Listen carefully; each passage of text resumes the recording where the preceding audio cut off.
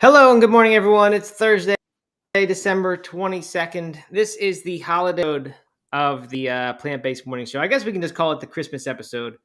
I've got my mug here. I'll show you that again later once people are actually in here. I'll be adding Doug in just a minute. We'll see what he's got in store for us. I had a feeling this would be what it was, or this would be part of it at least. Because I know Doug Hay, and I know what he shows up into things like this. Okay, I've hit the add button, and now we're just adding him. Ho, ho, ho, Matt. There he is. Merry Christmas. Happy holidays. Jingle bell things. Sleigh bells. I have all Sleigh bells. kinds of them in my sound machine here. How's it going, Matt? I'm doing pretty well. How are you doing, Doug? And how's everybody else doing Yes, on this? on this fine day, a few days before Christmas. I am good, Matt. I have my latte here, my eggnog latte. Mm-hmm. I have freshly baked cookies that just came out of the oven. Some beautiful little Christmas cookies that my girls just baked together, and I even have a Christmas wreath here in the background for to get me in the holiday spirit. So I'm ready, man. I'm ready for the holidays. I'm ready. You are ready. Your girls bake those cookies together, aren't they? Like 6 and 2 or something? Well, they had a little help from Grandma, but and Uncle Mike, but yeah, they made. All right, here's a question I'd like for you and for the audience to weigh in on. Okay. Katie grew up in a house where you made Christmas cookies. These are just like sugar cookies, or I don't know what you call them. They're thin cookies, and they would put frosting on their cookies. We never put frosting. We just went straight for the sprinkles and stuff. What did you do?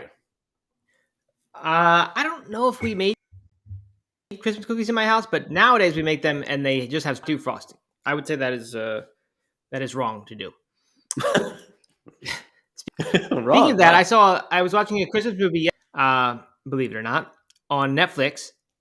I think it was called I Believe in Santa Claus. It was about a woman and their daughter, and they meet this man who's going to, maybe the woman falls in love with. And it turns out he believes in Santa Claus, and the whole movie's about that, believe it or not. But when they get the Christmas tree, they get it frosted somehow. There's a word, I think flocked is the word. Okay. And they have to they give it after they pick out the tree. They do the flocking of the tree, and then they have to let it dry for a day, and then they come back and get it, and then it has all this frosty snow all over it. And we looked at it, and we were like, it sounds like a good idea, but in practice, it just doesn't look good. It looks like a weird thing. So, just similarly, I would be out on frosting on the cookies. Okay. Yes. Yeah, I've never heard of frosting a tree, but I don't know why you would do that unless you could eat it. I guess it looks like snow, right? I mean, I've seen fig trees that appear to have snow on them. Yeah, right. Exactly. That's what it is. Yeah. So it looks like we're getting some votes here. We get Teach Bike Right says no frosting, only sprinkles and jimmies. I don't know what jimmies are. Jimmies are those larger sprinkles, which is also wrong. Those do not belong on Christmas cookies. I think the little like these translucent kind of. Yeah, exactly. You got it. What I have, Doug, is a hot cocoa, because hot cocoa was always my drink at Starbucks. Used to be. And Erin put a little shot of espresso in here for me, and she put some whipped cream on. I did not make this. Erin did. Thank you, Erin. And this is one of my first uses of the Moose Mug. Holden got me this last year. It is, of course, a nod to Christmas Vacation, which Clark and Eddie, they drink it in that one scene where I guess they're talking about Eddie not having money. I forget which one it is. And Clark says, I wouldn't be more surprised if I woke up with my head sewn to the carpet for about a visit. Just a classic scene. Both drinking from the Moose Mugs, and this is a solid piece of equipment here. I don't know if you can see how thick that glass is. Oh, wow. This is a nice mug. I like it. I'm drinking an eggnog latte, which is kind of not true because I didn't have time to make the espresso shots from the AeroPress. So it's just coffee with foam and nog on top and sprinkled with, I don't know if you can see it, but a little bit of cinnamon there. It's actually pretty good. Oh, very nice. It's quite nice. And I didn't have. This is kind of a funny story. I woke up this morning. I was telling Katie. Actually, she knew what the plan was because she listened to the show yesterday, and I was like, I wonder what I should put it in. It should be clear so people could see it. Didn't look just like a normal cup of coffee. I was like, do we have any clear mugs? She's like, no. I was like, well, how about some Christmas mugs? She was like, no, you made me throw away all those last year because you didn't want to store them all. So we gave away all of our Christmas mugs last year. And that was before we had the morning show. Had I known that we were going to have a morning show, it would have saved a holiday. Yeah. I'm a huge fan of the decluttering and the Marie Kondo stuff, but it is humiliating when it comes back and someone says, "Where's that thing?" and you say, "Oh yeah, I threw that away." This is gonna happen, right? And it still makes the whole process right. You're gonna throw away a couple of things that you would have wanted later, but how many you got rid of that you didn't want again is But it never feels good when you were the one who threw away something people want. I looked for eggnog yesterday in my local liquor store in South Carolina, and shockingly did not find this new fancy vegan oat milk nog. So I didn't. There was only 2 bottles of eggnog there, and they weren't vegan at all. So I moved on, gave up on that idea. But I'm happy with this. This is fun. Yeah, and I like the hot cocoa. And you're not drinking rum at 11 a.m., so it's good.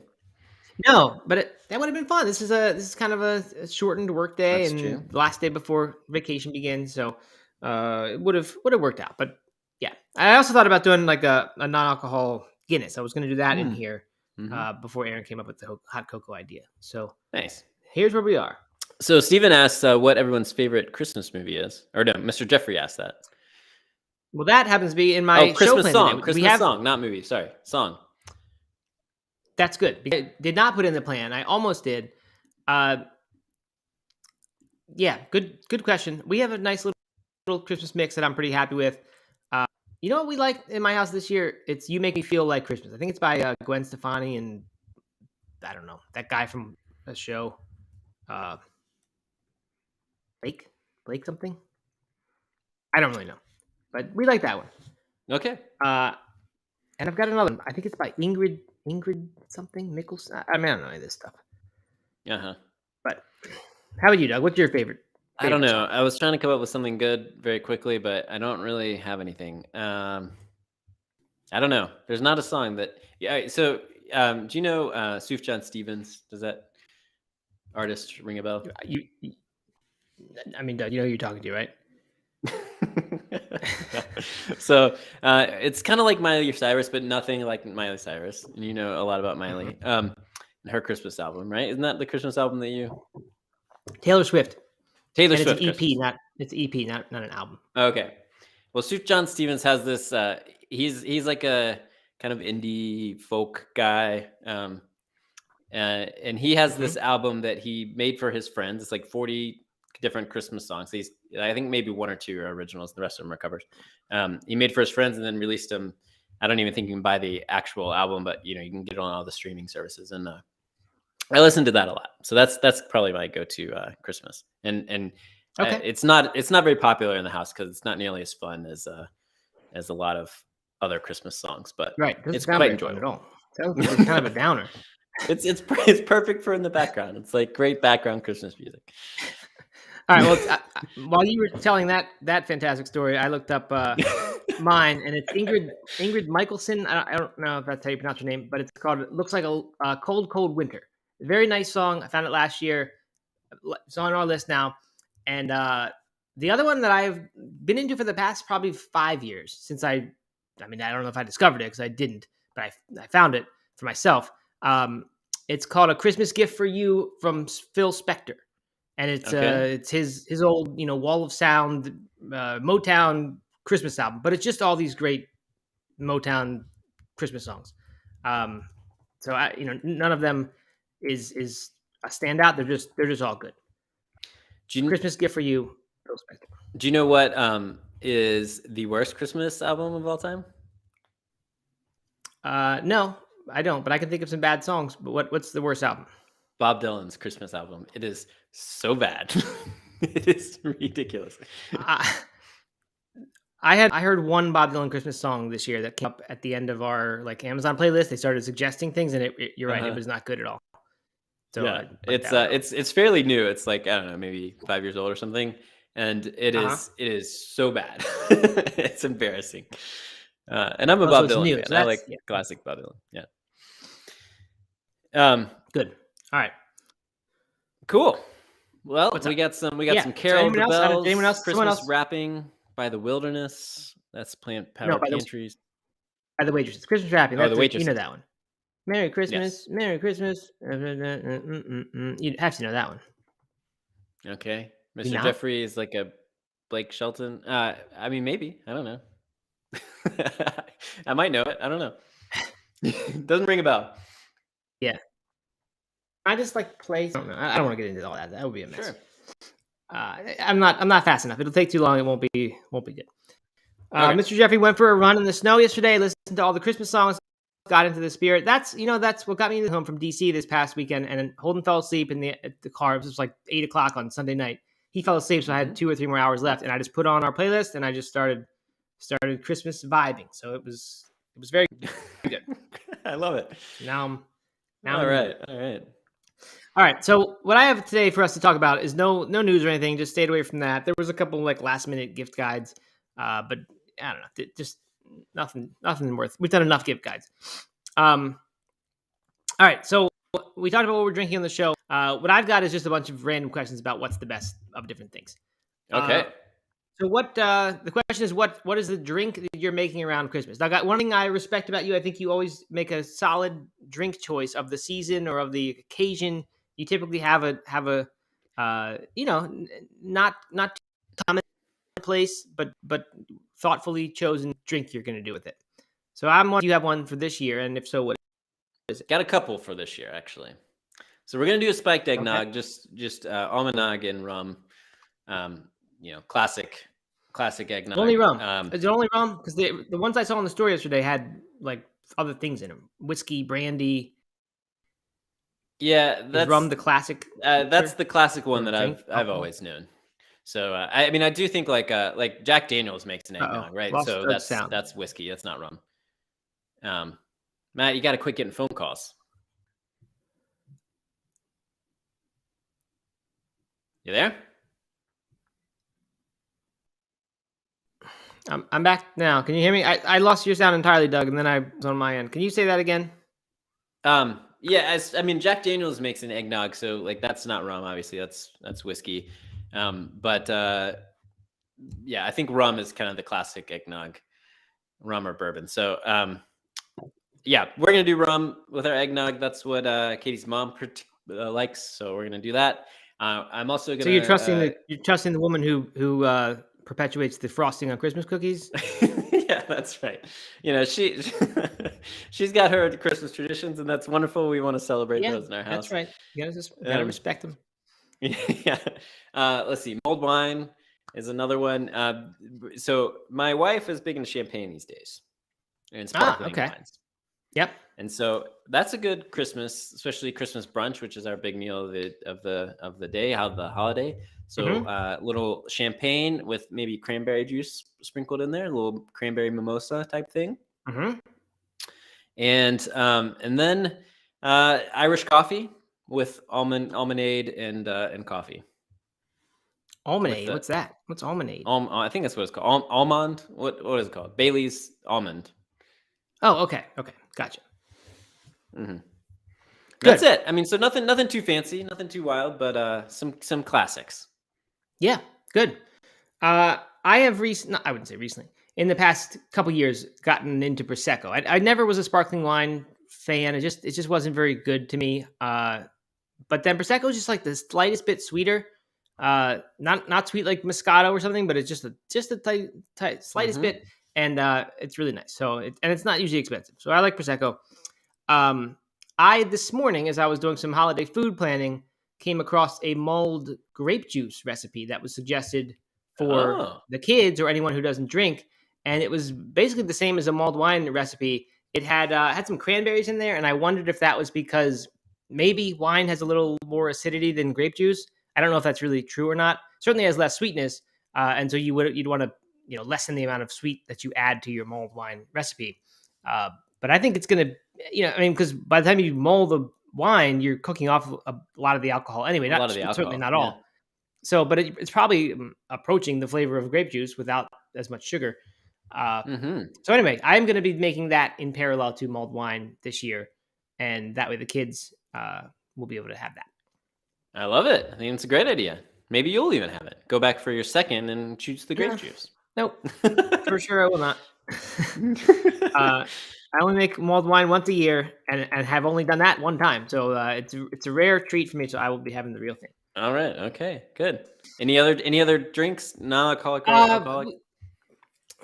I forgot to prepare this for us. I was going to go along with the pomegranate thing that we are going to make, that thing that I chopped my thumb nearly off with.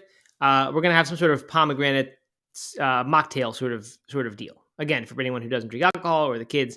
Aaron has a recipe for one. I don't know what else is involved with it. Some kind of sparkling cider, I think, and pomegranate seeds. So we will do something like that. Great. Yeah. And other than that, really nothing. I don't have anything beer or wine. I mean, certainly when we have family in town for 4 days, it'll be much more alcohol consumed than just mulled wine. But I don't have any plans for what that will be. So I don't really know. We did get some alcohol-free Guinnesses to stock the fridge with, which I'm going to make use of in the same way that I've been doing other times, which is where you have a couple drinks and then you say, you know what, I could either have another drink now or I could switch to this, and I'm not going to know the difference. It's going to be the same experience. So, and then the next day you feel a little bit better. You know what you should do is do like ask Holden to just pour you a drink and not tell you what it is, and then you don't know whether it's alcohol free or not. I think that would be a great idea. In the early days of No Meat Athlete, Doug, maybe before you were reading No Meat Athlete, I wanted to quit drinking coffee for some reason. And I had Aaron mix up in random proportions decaf beans and regular beans and put them in little single serve baggies. So some of them were 0% caffeine, some were 100%, some were 75, 25, 50, 50. And then I just started pulling those bags out each day, and I realized that I really didn't know the difference. I couldn't even tell on the full decaf days. I just didn't know what I was having. So the brain will trick you, and you can easily trick it back if you put some thought into it. That's interesting, because I think I would assume I would be like, oh no, this is a no caff one, and start feeling like, maybe even if it was fully caffeinated. You just would assume the worst. Yeah. Good. All right. All right, so that's drinks. Any food, Doug? We've talked over the past few weeks about some different holiday foods and things that we've been making. I mentioned the pho that I had 2 nights ago, and then I had it again for lunch yesterday. That was nice. You know what? I realized this morning. I mean, I already knew this, but I didn't consciously realize it. I'm not interested in another Thanksgiving feast on Christmas. I have zero interest in all that food again. But that's kind of what the traditional Christmas meal is. Maybe there's the ham component to it for people. But when I was today Googling vegan Christmas recipes, trying to plan some stuff, I just saw a bunch of Thanksgiving meals, basically, with Brussels sprouts roasted and just all this stuff that I'm like, I'm not in the mood for that at all. I want new and fresh and colorful and different things. So I didn't really land anywhere productive after realizing that. But I did look up, and I got a great pasta book last year. It's called The Pasta Man from Aaron for Christmas. And it's the book, I think I probably mentioned this. I never got into it the entire year. 1 year, never did it. It's all these really fancy pastas. They're striped and like amazing looking and just all homemade. But he has like some colored, different color, like it's called Malloratus. It's like a gnocchi from Sardinia, one of the blue zones, by the way. And you can make red ones by using beet. You can make green ones by using spinach. So I figured I might put some extra effort in, make the pasta doughs these different colors and nice, festive, traditional. And then I tried to find some Italian Christmas meals because they have traditions around foods that are not Thanksgiving like at all. So anyway, I'm gonna do a few of those, and I'll post some pictures, assuming they're successful. And I'm excited about that. Cool. Yeah, that sounds great. So I've mentioned this a couple times, even a little bit kind of hinted at it earlier on this show, is that we don't do the big Christmas dinner. I used to. Growing up, we did that, where you had the ham or turkey or whatever and all the dishes, right. Kind of another Thanksgiving part too. We don't do that really. We have kind of cut that tradition out. Our big meal is a brunch that we get up, we do our stockings, we do Santa, and then we do a big brunch, and then go back and finish the wrapped gifts from each other. And that brunch lunch this year, our menu is a vegan casserole, which I looked up the recipe that we're using because last time I didn't know what we were talking about here, and it's from EmilyEats.com.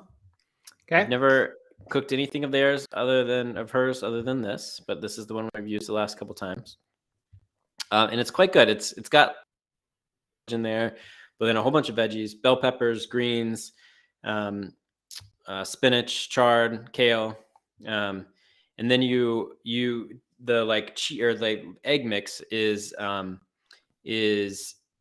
tofu that you blend up, and then chickpea flour and nutritional yeast and a little bit of soy sauce. And I see some vegan shredded cheese on top, Doug. I don't know if I'm a fan of that. Shredded cheese. Oh yeah, you looked it up.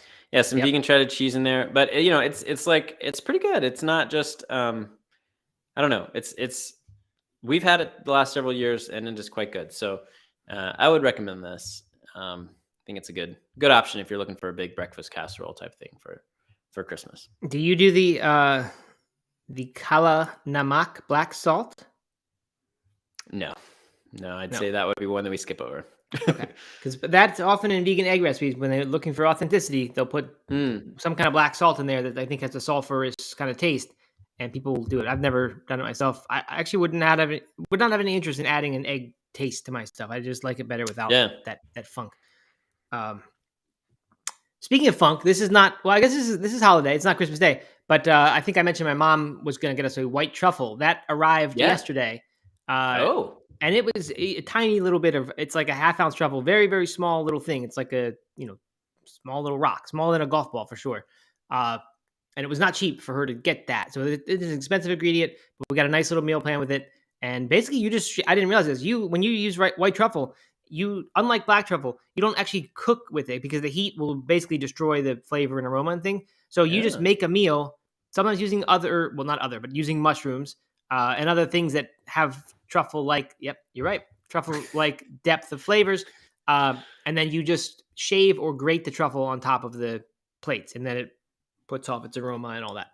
So when we had to transfer it from one package to another, they give you these instructions about how to deal with it, and it smelled like a truffle. I mean, it was potent. So I cannot wait to make that. I'm gonna get the right wine for it, and it'll be good. Cool. Yeah, I'm really looking forward to hearing about that. I don't know that I've ever had truffle. Do you know what it tastes like or smells like? I don't think so. I mean, where would I have had it? Like, is it just a fancy thing? I mean, you would have had it is at a brewery or something. If you get like truffle fries or a restaurant, they'll give you truffle fries, and usually all that is truffle oil, though, because truffle oil you can much cheaper, obviously, than the truffles. And it's not as good, but it has like this slight funk taste. It's not that different from an egg. Like it's this thing where like your first reaction is like that is bad. Something is off there, and then you start to smell it more, and you're like, maybe it's actually good. You probably wouldn't have had it otherwise if you didn't try to have it. Yeah, that actually sounds familiar, though. I think I have had that. Yeah. So anyway, that'll be fun. A rare treat. Anyone else? If anyone else has something that they want to share here, I would love to hear it. Steven says he loves Kala Namak. I don't know if I'm saying that right. Mr. Jeffrey says he's had it as well. Kind of pointless unless you're making plain eggs. Yeah, that kind of makes sense to me. Mm-hmm. I had something else to add, Doug, and I forgot. Oh, I know it was just a joke. It was a. You mentioned Christmas morning and the presents and things before you get to your brunch, and I wanted to remind everyone that was one of the things that we've learned that you hate, along with dogs. Which yesterday you actually said the reason I hate dogs is this. I didn't say that. That never happened. Right, it didn't happen. There's no record of that. The reel that I'm going to make from it is a purely AI generated fake news thing of Doug talking. What was the other thing that I hate? Christmas morning. Yeah, you hate Christmas morning with the kids, especially with kids. You're fine with it without kids, but once you involve the children and their joy, then it's just too much for you to stand. So you get right to the brunch, get your trash bag out, scoop up all the trash, and then get to brunch. Move on. Get it out of there. No. That's not true. I love Christmas morning. I just like to spread it out. I don't like the overwhelm of Christmas morning, which is why we add brunch in the middle of that. I did that growing up, which is I don't know if that's my parents did that intentionally as like a way to kind of separate things because I was stressful as a kid. I don't know, but I definitely appreciate that tradition, and that's why we keep it alive today. Is because it really does help with. The tradition is you finish opening all the presents and then have the brunch, or you interrupt the present opening and say, "That's enough. I've had it. It's time for brunch." No, you do Santa stuff, the stockings, and then some Santa gifts. Ah, okay. So you separate the gifts from Santa and parents. Yeah, and then so the Santa stuff happens, and then you do brunch, and while brunch is being finalized, the kids are playing with the Santa stuff. And then and you kind of then you do the wrapped presents from and parents and all that stuff. Gotcha. Okay, we don't really make the distinction. We never really did. We might have had some Santa things that just labeled Santa, but they were lumped in with everything else, and they just who cares who it's from. No. I had another one. Doug and I forget. Sorry, I'm not sharp today. I had something I was going to say. That's all right. That's all right. Too much I would like to know if anyone else has a vegan recipe that they are cooking up and want to share. Let us know. We're also doing a bean chili for kind of our evening Christmas dish, and then and so that'll kind of be our big or our second meal of the day. Okay, good. You mentioned before that you do a chili. I like the idea of a long simmering sort of thing during the day. Maybe I will find some sort of ragu recipe that can do similar with. So Mr. Jeffrey says he's making a lentil loaf, which is very nice. I don't think I've ever made a lentil loaf. If someone made me one, I would gladly eat it. But I've never made one. Plant Power Pantry says stuffed shells with garlic knots and a nice Chianti. See that I can get into. The stuffed pastas, I have learned, Doug, are a traditional Italian Christmas food. Ravioli, tortellini, etc., etc. So stuffed shells would be perfect. I'm wondering, Plant Power Pantry, what you use for the stuffing. Do you get some sort of vegan almond ricotta? Because that Kite Hill makes a pretty good one. But that's, for the longest time, has made me out on those stuffed things because I just don't know how to do the ricotta cheese, which they kind of depend on. But obviously the Kite Hill would be a good choice. But I'm curious there. Anne Marie says carrot cake with vanilla bean frosting from Forks Over Knives. Very nice. To bring to a gathering. We've talked about that, about bringing things to gatherings. And Stephen says mince pies, a traditional British-Irish Christmas treat, and happy pair have an easy and delicious video. I don't know what mince pies is. I know mince meat is a thing. And because we've seen that with some of our news articles over there across the pond, some of these vegan meat companies are making vegan mince meat. I don't know if that's what mince pies is. I assume it is. But Stephen, you'll have to. It's a state of English origin filled with mincemeat. So it's sweet and meat, huh? Being a mixture of fruit, spices, and suet. S-U-E-T. I don't know what that is. Suet. What is that? I don't know. I have no idea. Okay. Doesn't sound great, though. No, it doesn't. All right. Plant Power Pantry has answered my question. Tofu, fresh basil, garlic, and squeezed lemon juice blend in a food processor. Yeah, that makes sense. I've made some deep dish pizzas with a ricotta-like substance like that, and that's pretty good. Whole Health Experience pushing the mushrooms. Yep. Mushrooms make a great stuffing. And Kate says we're making a baked ziti with roasted veggies. So everybody's got some stuff here. Baked, another Italian sort of idea. I like it. I'm big on this Italian Christmas idea. Okay. All right. Minced meat has no meat in it.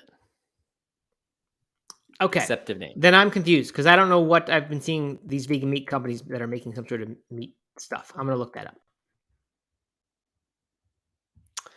Okay. Let's see. What else we got here? Moving on to Christmas movies.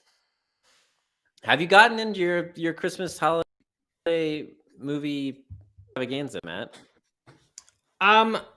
Okay. Before we go there, I need to address this issue. People are telling me that Stephen, namely, is telling me there's meat isn't mint or mince isn't meat. But if I look up this.co, which is the vegan meat company from the UK,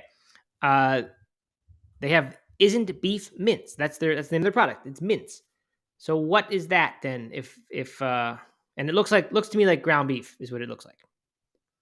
And they're calling that mince. M-I-N-C-E. Wikipedia says mincemeat is a mixture of chopped dried fruit, distilled spices and spirits, and often beef whatever that word SUET is. Yeah, it's a fat from animals, according to Jeff. Okay, so beef fat and then some fruit and things like that. Okay, so mince, from what I can tell, if you just call it mince, it looks like that's ground beef. When you talk about mince meat or mince meat pie, then I think they're talking about this mixture that is mostly fruits and things, may also include some beef, which is quite a strange mixture, but interesting. Yeah. And I'd be curious to try a vegan version of that. Helen Kate says mincemeat used in mince pies is dried fruits, nuts, and spices. No meat. No meat at all. No. Okay. And Stevens also is no meat. Sounds like we're the only ones who don't know what this is, Matt. Yeah, right. Well, I would just believe all this, no problem, if I didn't see these vegan meats being called mince by European companies. So I'm confused. Anyway, maybe a mystery best left unsolved for now. To the movies, Doug. You mentioned the movies. I've only just recently started to watch the movies. This is really probably my worst year yet of holiday movie consumption. The Hallmark movies are not good anymore. That's really what has thrown me off. I started to sense a problem last year. They were just churning out content, and it was horrible. And the acting is terrible, and the plot lines are terrible. It's not even like they have this Hallmark charm to them. It's just junk, and they're awful. So I've not liked those at all. I've turned to Netflix now for this kind of the holiday genre movies that I like. Yep. Uh-huh. It's that Lindsay Lohan kind of stuff, Falling for Christmas, which itself was not very good at all. This one I saw yesterday was not good. I really like the one from last year, Love Hard, which inspired me to watch for the first time ever. This was a total blind spot for me. I watched Die Hard. Holden. Had never seen the Die Hard movie. That's the big debate. Is it a Christmas movie? Right. And they debate that in Love Hard. And so I realize now, Love Hard, the name, combination of Love Actually and Die Hard. And the font that they write, it kind of looks like it's Love Actually. But I don't know what the Die Hard font looks like. I'm not sure if it's a mix of the two. But I thought it was just a Love Actually kind of reference. Because at the end of that movie, Love Hard, which is a great movie, by the way, on Netflix, at the end of that, they do the thing where the person's holding the signs up and they're silently, changing the cards over. The classic scene from Love Actually. So anyway, that Love Hard is nothing like Die Hard at all. Like in that way, it is like Love Actually. But they do talk about it a lot. They argue about that. So anyway, I enjoyed Die Hard. I can't call it really a Christmas movie, but a little bit. It's nothing, not what I'm looking for in a Christmas movie, but I enjoyed it. That is the huge debate. And the font for Die Hard is, I just looked up the Love Hard. Hard is the font from Die Hard, or at least close to it. Good. And, mystery solved then. So anyway, I gotta watch this. I haven't ever watched it. I'll have to watch this one. You didn't watch Love Hard? I thought you watched it last year. No, I don't think so. Okay, you should watch that. That's a good one. Okay. The other ones I haven't seen yet. So here's one that I'm going to watch perhaps today, maybe tomorrow or tonight. It is called Spirited, I believe. Yeah, Spirited. Has Will Ferrell. It's on Apple TV. Okay. I think it's kind of like a modern, funny remake of like the Christmas Carol.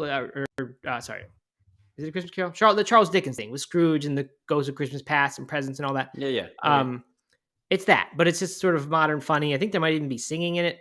But it has Will Ferrell, Ryan Reynolds. It's a musical, I think. Yeah, I saw that. I'm not thrilled about that, but yeah, we'll see. I listened to an interview with Will Ferrell when he was filming this, and he was having to learn how to ice skate and dance and all this stuff. Doesn't he know how to ice skate from what was that movie called? Blade something? Yeah. I don't know. It was like he was having to do all this training, and he was talking all about his like doing all this dancing training and ice skating and singing training and Blades of Glory. Yeah. So I just thought that was so funny. But that was a long time ago. That was definitely not in Christmas time. So I'll have to check this out too. Well, I'm not opposed to a musical. Jeff says that it is a musical. Just something different. I'd be into watching that. So I'm going to try that one, assuming I can get an Apple TV login with a new email address or something. And the Christmas time travel movies, I just am really into. The Night Before Christmas is a great one on Netflix. I mean, I'm using great in relative terms. Your kids will think it's great if you have kids.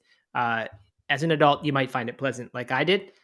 It's about this knight from the Middle Ages or whatever, and he gets transported into the future, and it's almost like Elf, where there's this elf person and they don't belong in this world, and they have all these outdated references that don't make sense, but they're kind of charming. That's what this guy has, because he's a Middle Ages knight, and it's good.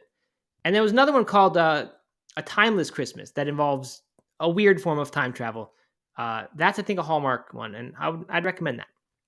Okay. All right. So well, this is good. This is good. I've got some movies to watch. We're gonna watch. I think tonight we're gonna watch The Polar Express. With the family. And I don't think I've ever actually seen the movie. Obviously, I've read the book my whole life, but I don't think I've ever actually seen the movie. The movie's a little rough, though. I'd budget about a half an hour of time for that one, and then you're probably going to want to move on. Really? Just a heads up. It's Tom Hanks being 50 different people, and it's weird, and the animation's creepy. And yeah, I mean, it's okay because Polar Express is Polar Express. So watch a little bit, but then move on to Holiday in Handcuffs or Love Hard or whatever. I mean, my kids aren't going to want to watch Holiday in Handcuffs. Put them to bed. Tell them, get to bed. Santa's coming early. 2 days early.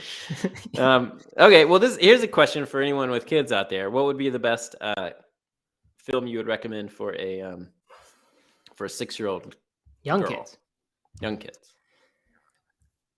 Well, okay. So on the same topic, I mean, we didn't mention any of the classic Christmas movies. We talked about all these new ones. A bunch of these classics to me are kids movies. Home Alone 1 and 2 are excellent, in my opinion. They just hold up. They get better every year. Christmas with the Cranks, maybe a little old for your daughters, but it's good. They wouldn't really get National Lampoons, right? No, they wouldn't get that. That's a good one. How about Elf? Are they into Elf? They've never seen it. I mean, maybe. Well, that's a good one. Certainly, 6-year-old can. You don't think it's too old for them? Maybe. No, I think it probably works. They won't get all the jokes, obviously, but it could be. And Power Pantry agrees. You're going to need your Spike Nog to get through Polar Express. People say Polar Express characters have dead eyes and makes it creepy. Yeah, exactly. You'll see. Try it and let us know what you think after when we come back. Okay. There's a couple votes for Miracle on 34th Street. I've never seen Miracle on 34th. I need to see that. It's black and white, which kind of to me is almost a non-starter. Can't really do that anymore. But at some point, I'll need to watch that. A Christmas Story. Oh man, kind of fun. Are like Christmas. Christmas. You know that one, right, Doug? Ralphie, Red Rider. Oh yeah. Oh yeah, that's funny. That's a classic. Kind of fun for kids. A little old though. I don't like. Can a modern kid watch that and think that's any good? I don't know. Jim Carrey's The Grinch. Yeah, maybe The Grinch. Grinch is okay. Similar with the creep factor. That's kind of Polar Express level to me. Like it's just like I don't know. They took this good thing, which was the Grinch book or the Grinch original animated one, and then they made it creepy somehow with the characters and costumes. 2018 Grinch. I have not seen that one. That they did an animated one that was sort of in the Lorax style. I think DreamWorks. Yeah. Okay. Dr. Seuss The Grinch animated. Okay, maybe that's a good one. Holiday in Handcuffs. I'd recommend that one for all ages. What's the one that Julia's in? Oh yeah, I don't know that one. A Canadian or a skiing movie. I don't know if it's Canadian or not. She's Canadian. Yeah. One of our team members, the person who does most of the Compliment and Omid Athlete social media these days. She was in the movie as a stunt double, as a ski stunt double, because she's was an Olympian on the Canadian team. I don't know the name of it, but it's one of those cheesy holiday movies.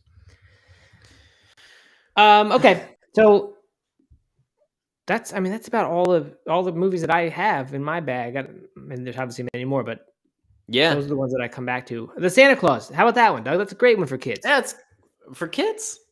Isn't it old? Yeah, number one. Charlie. He's like 7 years old. Okay. Entirely for kids. Yeah. Okay. I would say that. I would say begin there. Start with Santa Claus. The Santa Claus. The Whole Life Experience is questioning, I think, Holiday Handcuffs, because she says, Matt, with Mario Lopez? Yes, with Mario Lopez, AC Slater, and Melissa Joan Hart, better known as Sabrina the Teenage Witch or Clarissa from Clarissa Explains It All. And it's just a good movie about a kidnapping gone wrong. Okay, so that is probably enough movies. And we're just about at time here. Let me see if we've got any more stuff. Anything else, Doug? Any unique traditions, gifts, etc. My family don't have a lot of these. Like we do an ornament for the kids every year, so our tree always gets a new ornament. That's like the next year you kind of look back and you see it and you remember it. So I like that. We have Erin has handmade these stockings that just like her aunt did. It takes like a year to make a stocking, and she's made one for each of us. She makes cookies every year, getting a larger and larger that project. And they're all really good and delicious, and we give those all out. And they're all vegan, of course. Yep. Well, we don't have like any like special games or Secret Santas or White Elephant or I don't know. The closest thing I've got is this handful of foods that I've been making for about 4 or 5 years now. We don't have like unique stuff. And maybe maybe I'll have to do. As I was making my latte, I thought of something, and I'm trying to remember what it was, but now I can't remember. So maybe there good tradition there. We do the only thing we've been doing the last couple of years is we go to on Christmas Eve we go to a little like kids church service where the kids do like a little nativity scene thing, and then we go to the Monte Vista Hotel, which is kind of our old fancy like old style hotel in town, and have a cocktail at the bar there because they have a bunch of Christmas trees. It's all decorated up beautifully. So we'll do that, and then we'll come home. They just hang out there. They just hang out, yeah. Run around, look at the Christmas trees. They have a bunch of them. Nice. That's a tradition. I like that. Yeah, it's a good tradition. And then we come home, and then we do we give Christmas PJs on Christmas Eve. Oh yeah, so we do that as well, and we also do one gift. The kids get one gift opened up on Christmas Eve that we choose which one it's going to be. We try to pick one that will like occupy them for the night, not make them not be able to sleep because it's so good, but like just a, nice little fun thing. Yeah. And I did that when I was growing up, and it worked out well enough. Nice. So we do that. Mr. Jeffrey asks about when we'll be doing shows next week. We'll get to that in a second. Steven says, how early do you get up on Christmas morning? This is when I feel most like a Scrooge, most like Doug, is on Christmas morning when I don't sleep well. So I'm always the last one who wants to get up.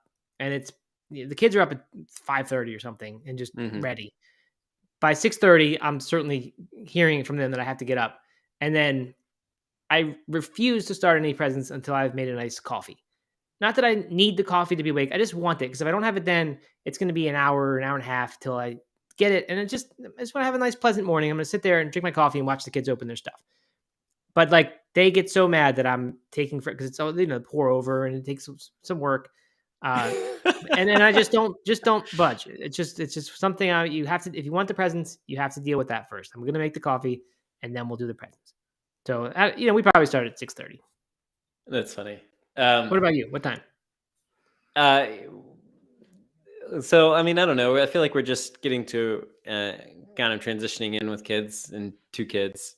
Yeah, you're hitting the big years.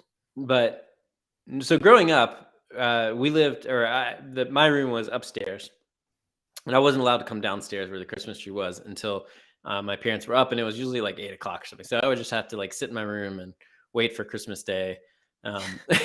Forever. And so that's the kind of the thing I want to do for my kids is we haven't quite worked this out, so I don't know if Katie's listening here or not, but we'll have to talk this through. But maybe get them to like come in with us or something, but definitely not. What I don't want is for the kids to like rush the tree and start ripping all the presents open and that kind of thing without us there. So we'll have to we'll enter for the holidays together. I don't know what time that is, I'm not sure, but all right, here's another one. First of all, Plant Powered Pantry says 5 a.m. because she gets in a run before the day begins. Now that is nice. That is smart. Yeah, smart. I mean, dedicated for sure. I don't know about smart. Do you put presents out before the Christmas day? Like, do the kids get to build anticipation and they see some things appearing under the tree, just not Santa's? Oh, yeah, definitely. Our tree is loaded right now. Yeah. Okay. Growing up, that's what we did. We gradually got them and you shake them and see them and the fun would build. With our kids, we don't really do that. I guess Erin didn't do that. They would all go out that day. We've kind of had a little hybrid where some presents start to appear in the last few days, but not many. My dad, though, told me that when they were growing up, they had no Christmas tree, nothing. The kids, 7 kids, go to bed, wake up, there's a tree decorated all the presents under. No way. Really? Yeah, That's this is amazing. like 1950s. What? Parents with 7 kids to deal with for Christmas are doing all of that the night before. I mean, it's crazy. That is funny. That is really funny. Yeah, I can't even imagine. And like having to put together all the toys and stuff like that. And I don't know. That's funny. Yeah, no, we have it all out. Yesterday, Chloe, my 2-year-old, was picking up everything, shaking it and feeling it, and then just like throwing it. And I walk in and she's like, the presents are like literally everywhere, all over the room. She's just like throwing them out. Yeah, no, I don't know.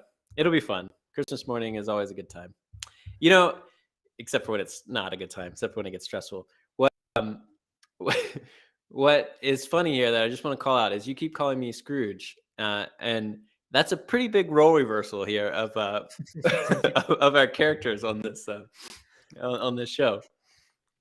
Yeah, you're right. Usually I play the Scrooge character, but apparently around the holidays or around animals, the Scrooge side of Doug comes out.